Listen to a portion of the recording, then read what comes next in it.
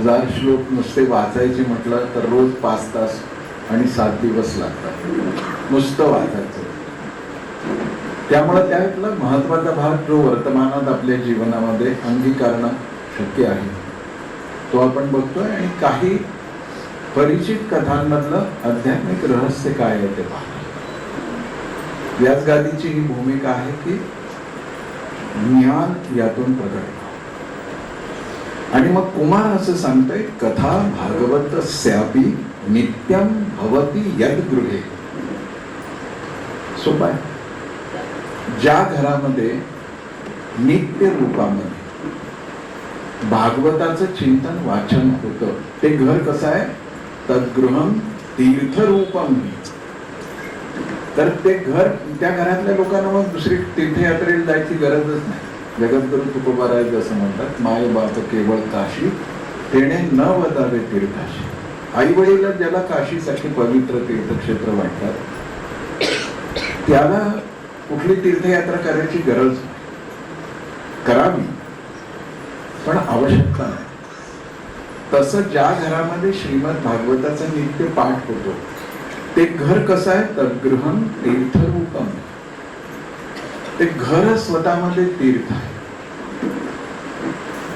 याचा अर्थ त्या घराच्या काना कोपऱ्यामध्ये पावित्र्याशिवाय दुसरं काही नाही. आणि अशा घरामध्ये जे राहतात वसताम पापनाशनम, त्या घरामध्ये जे जे राहतात त्यांच्या पापाचा आपोआप नाश होतो. वेगळं काही करावं लागेल. पितृदोष, नारायण नागबळी, अमक तमक काय काय भागवतच बिना खर्चाचं. सोनं नाही द्यावं लागत, पैसे खर्च करावे लागत नाही. तुमच्या श्रद्धा ठीक आहे, चांगलं आहे. ज्ञान काय सांगते, ज्ञान असं म्हणतं की घाबरून जाऊ नका. पितृदोष वगैरे लगेच जवळजवळ प्रत्येकाची पत्रिका बघा तुम्ही, त्याला पितृदोष आहे. आता प्रत्येकाचा बाप जर असा दोषपूर्ण असेल तर निर्दोष पिढी निर्माण कधी होईल. तर मग कुमार सांगतात की काही नाही, भागवत तुमच्या घरामध्ये नित्य वाचनात असेल. आता रोज कोण वाचेल भागवत ना सगळं. आता सांगितलं पहिल्या वाक्यात भाग दाखवा, रोज 4 तास 5 तास, तर 7 दिवसात जेमतेम पुरं होतं. रोज 4 तास कोण, म्हणजे आपली मुलंही तितक्या वेळ अभ्यास करत नाही, आपण कुठे भागवत वाचतो. मग कुमार असं सांगतात की प्रापंचिकांची ही अडचण म्हणजे बहाणा करायचंय त्याला करता येतच, पण आपण निमताला टेकलेले असतो. तर मग त्याच्यावर कुमाराने सांगितलं, शोकार्धम श्लोकपादम वा नित्यम भागवतोद्भवम. भागवतोद्भवम म्हणजे भागवतातला श्लोकार्धम, श्लोकाचा अर्धा भाग तरी. श्लोकपादम वा, एखादं चरण तरी. पण पुढे अड घातली, पठस्व स्वमुखे नाही म्हटलं पाहिजे स्वतःच्या. श्रीराम जयराम जय जयरामचं जप करणारे यंत्र आहे ना, त्याचा उद्धार होतो. आपण इथेच राहतो. ते यंत्र स्वर्गात जातं, वैकुंठात जातं, आपण इथेच राहतो. तर खूप लोक ते मोबाईलवर लावतात ना. मंगळवार असेल तर मग हनुमान चालीसा संध्याकाळी करायची, तर हनुमान चालीसा पाठ कुठे, मोबाईल लावून. काही होत नाही त्याने. समाधान मिळतं. समाधान काही तंबाखू खाणाऱ्यालाही मिळतं. आपलं समाधान उच्च कोटीचं असेल तर शास्त्र असं सांगतं, पठस्व स्वमुखे नाही. तुम्ही ह्याचा विचार करू नका की मला ते ऱ्हस्व दीर्घ येतं का, संधी बोलता येते का, समास नीट वाचता येतो का, काही काळजी करू नका. आई समजून घेण्यासाठी गाईड वापरता येत नाही, तसं संस्कृत येण्यासाठी कुणालाही शरण जाण्याची गरज नाही, मात्र संस्कृतला शरण. वाचता वाचता वाचता वाचता संस्कृतच नाही, ज्याच्यामध्ये धर्मशास्त्र आहे असं कोणताही ग्रंथ. आळंदीला ज्ञानेश्वरीचं पारायण चाललं होतं आणि विदर्भातला एक जण त्या पारायणामध्ये होता. आणि सगळे लोक ग्रंथ वाचत होते, तर त्याला तो शांत बसला होता. थोड्या थोड्या वेळाने त्याला रडू यायचं. तिथे कोणी एक महात्मा होते, सत्पुरुष होते. त्यांनी विचारलं की काय रे बाबा, तू नुसता बसलायस आणि रडतोयस का? तो म्हणाला की किती दुर्दैवी आहे मी बघा, मी ग्रंथ विकत घेऊ शकतो, 10 लोकांना विकत घेऊन देऊ शकतो, मला वाचताच येत नाही, मी निरक्षर आहे आणि त्यामुळे ह्या आनंदाला मी मुकलोय. ते म्हणाले की असं करू नको, सगळे वाचतायत ना, तू फक्त त्या ओवीवरनं बोट फिरवत, तेवढं तरी तुला कळेल. म्हणजे काय म्हणे, जय जय शुद्धे उदार प्रसिद्धे अनवरत आनंदे वर्षती, कळलं तुला, एक ओवी झाली, तेवढ्यावर ना हात फिरवत राहा, सगळे अध्याय पूर्ण होईपर्यंत फिरवत राहा, न कंटाळता. आणि असं लक्षात आलं की काही काळाने त्याला आपोआप ज्ञानेश्वरी वाचता येईल. डॉक्टर रस जोशी म्हणून तत्वज्ञानाचे मोठे अभ्यासक आणि प्रज्ञाचक्षु गुलाबराव महाराजांचे अनुग्रहित शिष्य, त्याने हा अनुभव त्या माणसाच्या नावानिशी लिहिला. आणि वर्तमानपत्राच्या बातमीला जर आपण खरं मानतो, तर एका सत्पुरुषांनी लिहिलेल्या गोष्टीला खोटं का मानायचं? म्हणजे जे 100% खोटं असू शकतं ते आपल्याला खरं वाटतं, किंवा ते खरं न वाटतं आपला दिवसच सुरू होत नाही. तसं जोशीने ते लिहिलं आणि तो वाचायला लागला. वाचता वाचता त्याला यायला लागलं. असे खूप प्रयोग झाले, रामरक्षेचे प्रयोग झाले, हनुमान चालीसाचे झाले, भीमरूपीचे, सगळ्या ग्रंथांचे, संत साहित्याचे झाले, तत्वज्ञानाचे. आपल्याला म्हणता आलं पाहिजे, पठस्व स्वमुखे नैव यदिच्छसी पराम गती. काय म्हणतात कुमार बघा, जो स्वतः म्हणतो, श्लोकार्धम श्लोकपादम, बाकी काही नाही, एवढंच आलं आपल्याला, एक चरण म्हणता आलं. अवघड आहे, पहिल्यांदा अवघड आहे. जिच्या पोटी जन्माला आलो ती आई कळायला किती वर्ष लागतात आपल्याला. तर ही सगळी भागवत हे नुसती आई आहे का, ही विश्वजननी आहे ना, तर तिला कळायला जरा वेळ लागेल. खूप जण म्हणतात की ज्ञानेश्वरी सार्थ वाचायची असेल तर कोणाची वाचायची? प्रवचन करणाऱ्या सगळ्या विषयातली अक्कल आहे असा गैरसमज असल्याशिवाय आमचं बरं चालत नाही. त्यामुळे मग आम्ही तो गैरसमज टिकवून ठेवतो. पण जेव्हा खरंच प्रामाणिकपणे कोणी विचारतं तेव्हा मी म्हणतो की तुला ज्ञानेश्वरीचंही भाषांतर का लागतं? तू ज्ञानेश्वरी वाच. म्हणजे सगळे जी भाषांतर आहेत, भाष्य आहेत, ती मोठी, फार मोठी कृपांकित सत्पुरुष आहेत. ते मामासाहेब असो, साखरे महाराज असो, आणि अनेकांनी लिहिले, कोणी ओवी केलेला, सगळे छान आहे. पण तुझ्या आईला तू दिलं आणि आनंद घे, तुला ज्ञानेश्वरी आपोआप उलगडायला. कितीही श्रेष्ठ पुरुषांनी लिहिलंय, समजा मामासाहेब दांडेकरांची ज्ञानेश्वरीचा अर्थ मी वाचायला लागलो, तर मामा ज्या उंचीवर गेलेले आहेत तिथे त्यांना तो कळालेला अर्थ आहे, तो मी उसना कसा घेऊ शकतो? तो छान आहे, अप्रतिम आहे.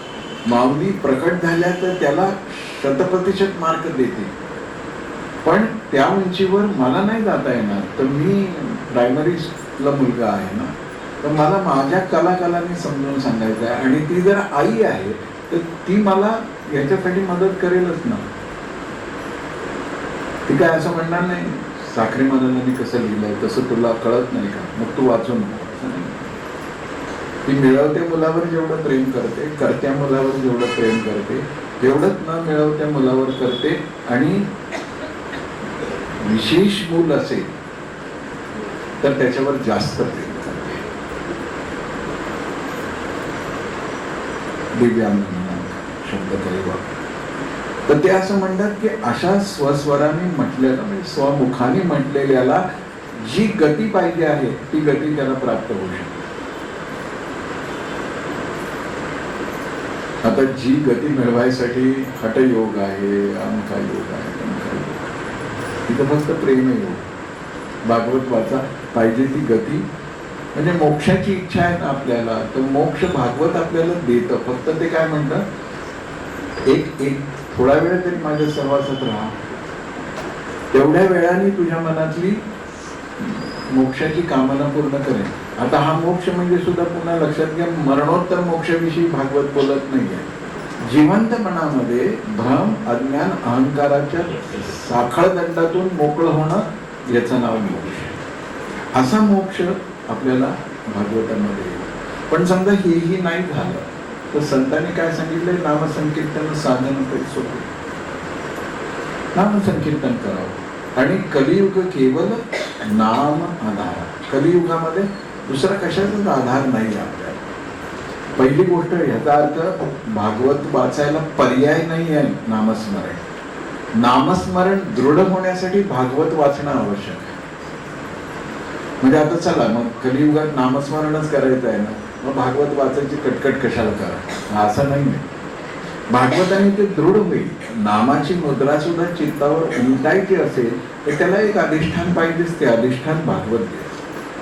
सर्व धर्मग्रंथ दे, पण भागवताची चर्चा करतो आपण म्हणून. आता हे सगळं महात्म्य संक्षेपाने कुमारांनी सांगितलं. ओम नमो भगवते वासुदेवाय म्हणाले आणि कथा सांगायला सुरुवात करणार. गर्दी झाली आहे, महात्मे आले, काल पाहिला आपण, साधू आले, ऋषी आले, मुनी आले, तपस्वी आले, सगळेच येतात. कथा सुरू झाली म्हटल्यानंतर येतात. त्यात कुमार सांगतात. आणि एकदम कुमारांचं लक्ष केलं. एक सुंदर तरुणी दोन सुंदर तरुणांबरोबर थाटामध्ये पाय टाकत टाकत टाकत सगळेजण उठून उभे राहिले. सगळ्यांना आश्चर्य वाटलं, पण सर्वाधिक आश्चर्य देवर्षींना वाटलं. ते म्हणे की अरे, कथा सांगायला सुरुवात झाली आता, नुसती सत्कर्माचा प्रारंभ आहे. कलियुग तर सुरूच आहे. आणि कलियुगामध्ये हे एक वैशिष्ट्य आहे की इथे पुण्यकर्म केलंच पाहिजे. पुण्यकर्माचा संकल्प केला तरी पुण्य मिळतं. इथे सवलत आहे की नाही. मग रोज संकल्प करावा, काशीशी जावे, नित्य वजावे. जायचं कुठेच नाही, घराबाहेर सुद्धा, असं त्याचा अर्थ नाहीये. पण कलियुगामध्ये अल्पशा साधनेनं महत्तम फल आपल्याला प्राप्त होतं. हे त्याचं रहस्य. कारण कलियुगामध्ये तसंही कठीण आहे एक माळ जप करणं सुद्धा. आणि जप करण्याची तऱ्हा बघितल्यावर असं वाटतं की हे का सूड घेत आहेत देवावर, हे न करतील जप. श्रीराम श्रीराम श्रीराम श्रीराम श्रीराम श्रीराम श्रीराम श्रीराम श्रीराम श्रीराम म्हणजे गॅस कमी कर. Shriram Shriram miserable, pathetic.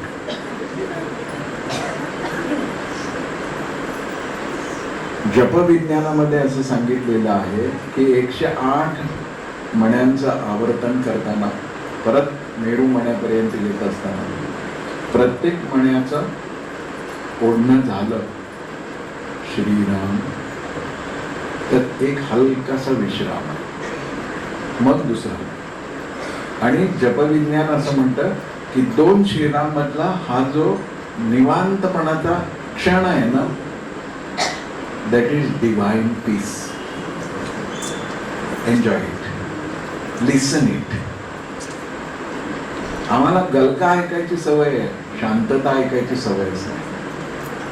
आणि जप करताना ते झालं पाहिजे.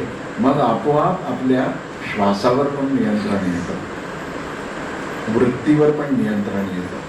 म्हणजे एक केवळ नामस्मरण करता करता आपल्याला पतंजलींनी सांगितलेला योग प्राप्त होतो.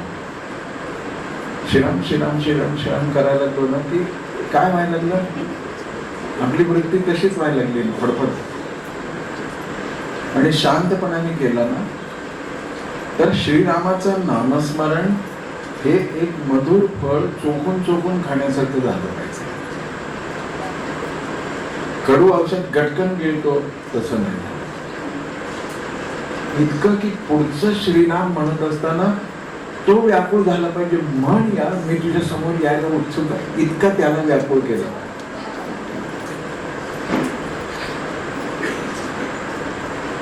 एखादा कोणी असं जर म्हणाला ना की मला खूप राग आलाय, असं त्याला म्हणायचं. असं म्हणाला तर आमच्या कृष्णाला असं वाटतं की आता हा राधा म्हणणार आहे, तो आधीच जाऊन उभा राहतो. इतका आतुर तो आहे. वेळ आहे का 28 एगो उभा राहायला? वळून सुद्धा बायकोकडे बघत नाही.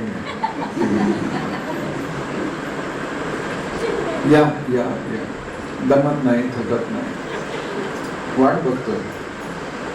मग जो आपली खरी वाट बघतोय त्याची वाट लावतो. श्रीराम श्रीराम श्रीराम श्रीराम,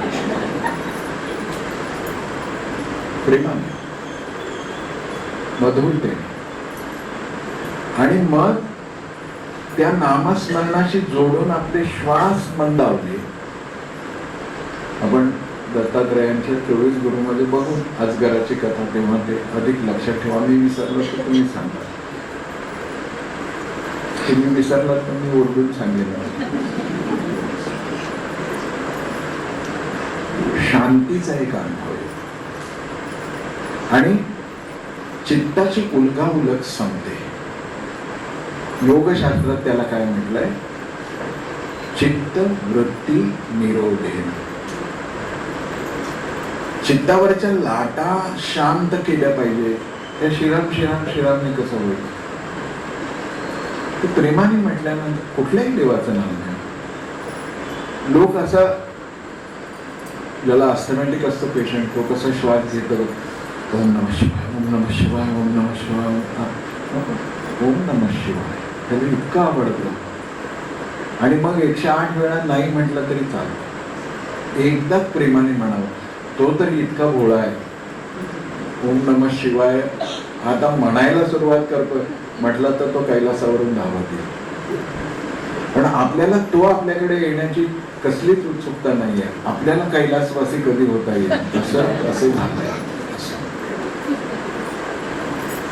नारदांना अशासाठी आश्चर्य वाटलं की अरे ही ती तरुणी वृंदावनात मला भेटलेली, आणि हीच ती 2 मुलं जी तिकडे बेशुद्ध होती, म्हातारी होती. केवळ संकल्पानी त्यांना तारुण्य प्राप्त झालं. भागवत कथेच्या संकल्पानी जर मूर्छित झालेल्या आहे, मूर्छा जाते आणि तो शुद्धीवर येतो, आणि प्रौढावस्था जाते, जडता जाते, जीर्णता जाते, आणि तारुण्य प्राप्त होतं संकल्पाने. तर सगळी भागवत कथा जो रोज वाचेल किंवा श्लोकार्धम श्लोकपादम जो वाचेल त्याच्या जीवनात परिवर्तन होईल.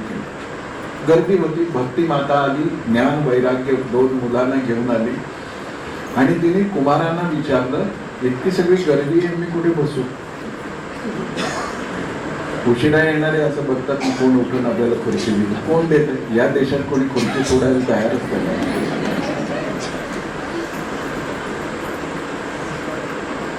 कुमारांना विचारते, कुठे बस? गोष्ट ऐकली आपण, मर्म लक्षात घे. कुमारांनी दिलेलं उत्तर आहे ते असं म्हणतात, हरिभक्तांच्या हृदयात बैस.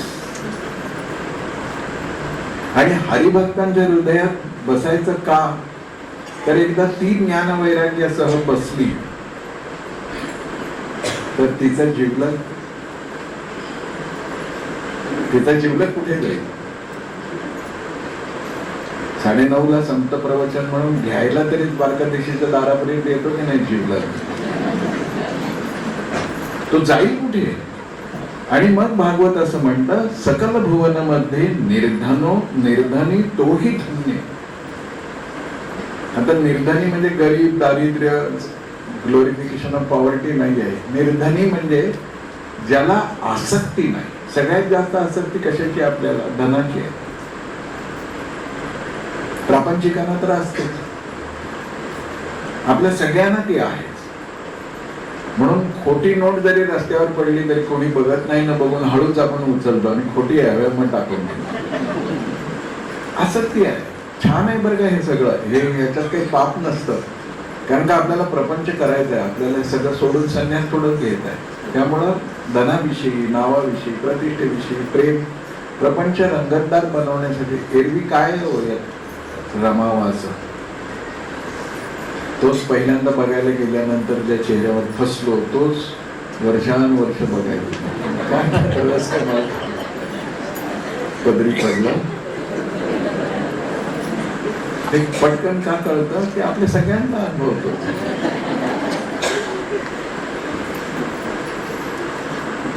भागवत आपल्याला असं सांगतं, सकल भुवन मध्ये निर्धनी तोही धन्य. जेव्हानंतर भाषांतर विसरू नका. पुस्तक मिळालं, ग्रंथ मिळाला तर घ्या, अवश्य घ्या. निवसत हृदय ज्याच्या श्री हरी भक्ती एक. कोण धन्य आहे, कोण श्रीमंत आहे, कोण ऐश्वर्यवान आहे? तो व्यवहारामधला निर्धन आहे, पण परमार्थामधला त्याच्या इतका धनिक कोण आहे? पायोजी मैंने राम त्याच्या इतकं कोण नाही. आणि मग शास्त्र आपल्याला सांगतं, हरी जरी असला तो हरी आहे ना, मोठा मान्य. हरी जरी असला तो भक्तीने बद्ध होतो. त्याला बांधायचा असेल ना तर त्याला भक्तीनेच बांधायचं. धरीला पंढरीचा. तुम्ही जर तिकडे हिरे मोती मानत घेऊन गेला तर तो स्वीकार्य, कारण का तो दयाळू. पण भक्ती घेऊन गेलात ना तर तो उचलून आपल्याला त्याच्या हृदयाशी घेईल. आपल्याला काय मिळवायचं आपण ठरवायचं. हरी जरी असला तो भक्तीने बद्ध होतो अन हृदय बसतो तो सोडूनी श्रेष्ठ धाम. श्रेष्ठ धाम म्हणजे वैकुंठ. प्रेम त्याला इतकं आवडतं. आता त्याची प्रियतमा ज्याच्या हृदयात जाऊन बसली आहे तर तो वैकुंठात काय करेल? त्याला दूधवाला येतो तेव्हा जाग येणार नाही. गॅसवर दूध ठेवलं तर ते उतू जाईल, तर बंद करायचं त्याला भान नाही. तो मोबाईलवर बसेल, कंटाळून जाईल. एक दिवस खानावळीचा डबा मागेल, दुसऱ्या दिवशी मागेल, तिसऱ्या दिवशी बायकोची आठवणी येईलच की नाही. जुन्या काळातल्या नवऱ्यांची गोष्ट सांगतो मी. आता त्यांना वाटतं की औषधं वाचून गेलाय, खोकला तर जाऊ दे. मग जिथे त्याची प्रियतमा आहे, अर्धांगिनी आहे, ती भक्ती ज्याच्या हृदयात आहे त्या हृदयात तो येतो. वैकुंठ सोडून गेले. रहस्य काय? कुठे आहे वैकुंठ? Geographical address Vaikunth. सगळे आमच्या डोक्यामध्ये इतक्या कल्पना भरलेल्या आहेत ना वैकुंठ. शास्त्र असं म्हणतं की वैकुंठाचा अर्थ तो घ्यायला छान आहे पहिल्या दुसऱ्या इयत्तेमध्ये, पण वैकुंठ म्हणजे विविधा कुंठ गते सहा. जिथे सगळ्या कुंठा संदेह संपतो ती चित्ताची अवस्था म्हणजे वैकुंठ. मग तो वैकुंठ ते सोडून येत असेल तर कवितेपुरतं काव्यगत न्याय, पोएटिक जस्टिस म्हणून तसं मानायला हरकत नाही. पण जिथे निसंदिग्धता असते तिथे तो आपल्या सखीबरोबर येऊन राहतो, तसा तो येतो. मग नारायण तिथे येतात, आश्रयाला येतात. भक्ती आलेली पाहून सगळ्यांना आनंद झाला, सगळ्यांनी जय जयकार केला. भक्तीने पण अति हृदयपूर्वक नामस्मरण केलं. आणि नारदांना हे सगळं जेव्हा पाहिलं आणि भागवताची कथा, त्याचं महात्म्य, त्याची थोरवी कुमारांनी सांगितली तेव्हा तृप्त नाही झालेले. भागवताचं सौंदर्य स्थळ नीट लक्षात घ्या. हा थोडा ह्याचं इनपुट.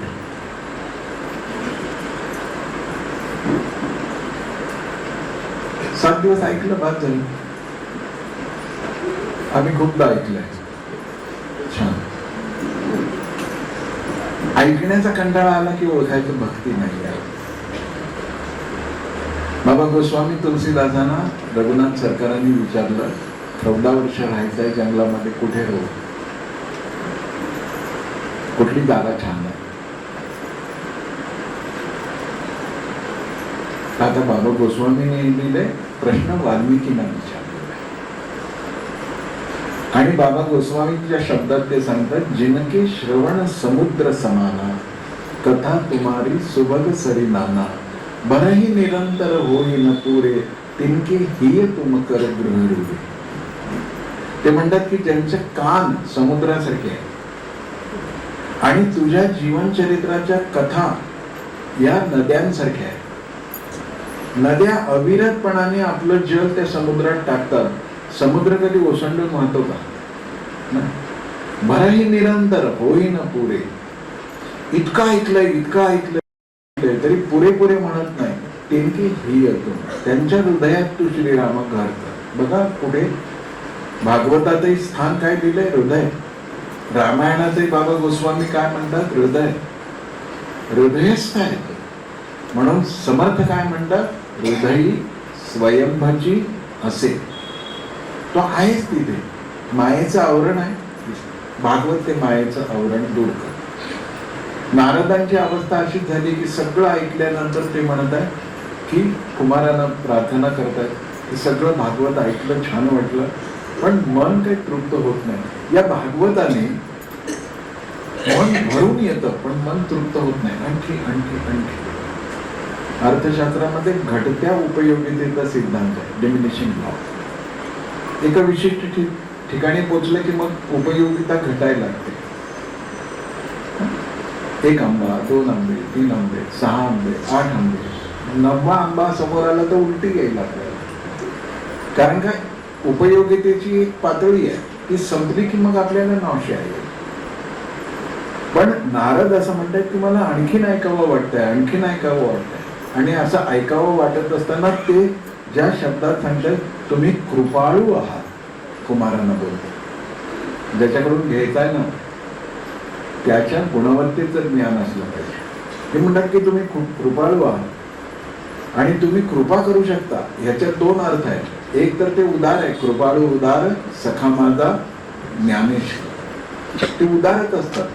संत हृदय नवनीत समान, ते उदारच असतात. पण तुम्ही नुसते कृपाळू आहेत एवढ्याने नाही. तुमची विशेष कृपा काय आहे तर तुम्ही मुक्तीचा मार्ग दाखवता. मग मुक्तीचा मार्ग दाखवताच आहात तर मला आणखीन असं ऐकायचंय की या सप्ताहाने कुणाकुणाचं भलं झालं, कुणाकुणाचा उद्धार झाला, कोण उद्धाराचा अधिकारी होऊ शकतो. जसं ग्रंथाचे विशेषता असते ना की या ग्रंथाचा अधिकारी कोण, हा ग्रंथ कुणासाठी आहे. ते सगळं जसं वाङ्मयामध्ये, साहित्यामध्ये आहे तसं परमार्थामध्ये सुद्धा, मोक्षमुक्तीमध्ये सुद्धा आहे की कुणाला मुक्ती प्राप्त होईल. मग आपण सहज म्हणून जाऊ की जो पुण्यवान आहे त्याला मुक्ती होईल. आणि मग कुमार सांगतायत की मी तुला इतिहासामधला एक दाखला देतो. सूत शौनकांना सांगतायत जे कुमारांनी नारदांना सांगितलं. त्याचं म्हणणं की एकेकाळी तुंगभद्रा नदीच्या किनारी आत्मदेव नावाचा एक ब्राह्मण राहत होता. संपन्न होता. म्हणजे जेव्हा मी पहिल्यांदा हे वाक्य वाचलं भागवतात तेव्हा मला धक्का बसला. कारण का मी कित्येक वर्ष हेच वाक्य ऐकत आलो की आटपाट नगर होतं, तिथे एक विद्वान ब्राह्मण होता आणि 18 विश्व दारिद्र्य होतं. म्हणजे आपल्याकडे ब्राह्मणाने श्रीमंत असणं हे जणू काही पाप आहे असं समजलं.